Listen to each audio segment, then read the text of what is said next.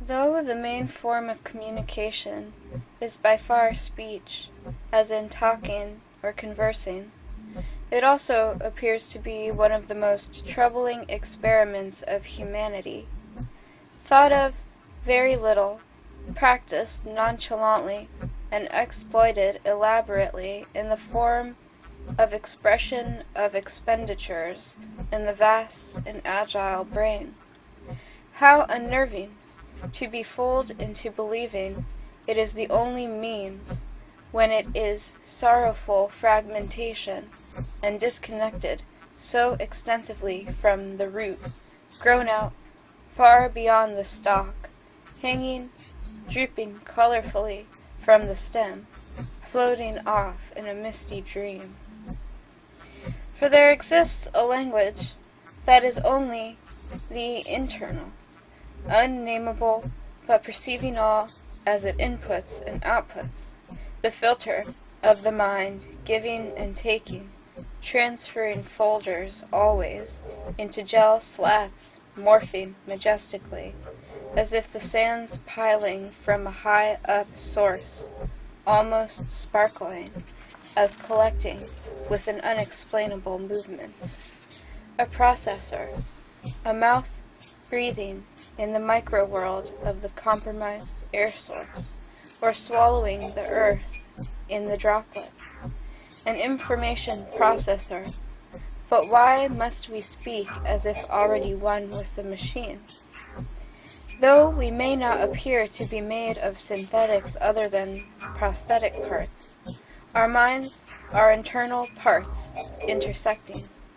Our insides, an unseen world whose pictures we ponder at hospital visits and in textbooks, on television dramatized operations and acting cliches, poorly crafted animal visions, facade interpreted, but not the real deep down. Nothing we see is simply that.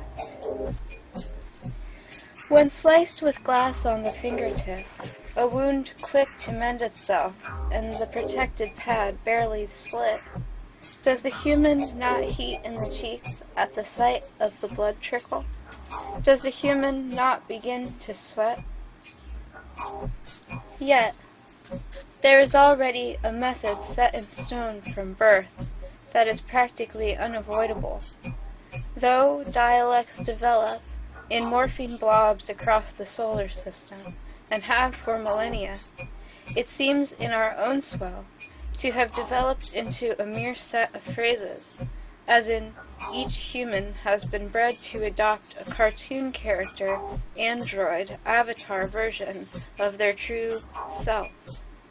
It is more than a simple mask.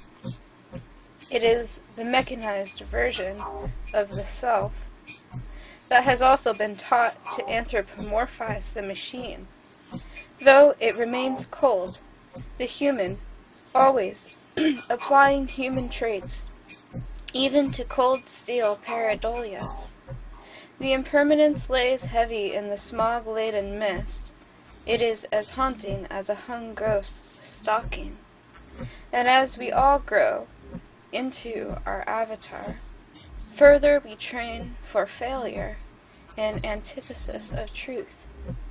How is it possible to erase the massive washouts, the splotches from the acid on the mottled wet paper in the bubbling waters and tubes of the mind? Even as I project these words to you now through hologram, the impermanence haunts me so. For as we speak in code to one another, we eliminate the possibility of our own advancement, falling further into the trick of technological advancement. This is not a way out. It is a way to turn forever inward, to disassociate further into a split of the mind and body, to become a screen read by the screen it is constantly staring into. It is a trick of time, money, and space savers. These are our master's desires. Right now and always, what we know What we perceive is morphing externally, internally, and everything as we know it is a swirling glitter wand, shaken up and twisted over in the air, contents collecting, floating down with the folding and swirling water, settling in a manner massively changed from its previous state. But the wand never ceases to twirl.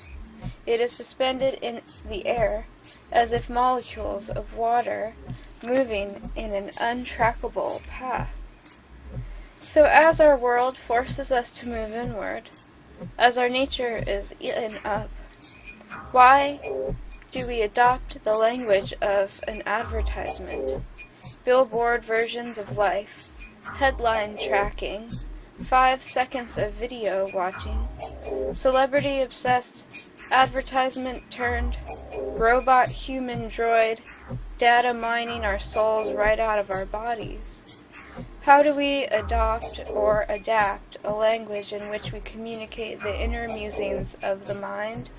Or, what exactly is a language of the brain, not only the body?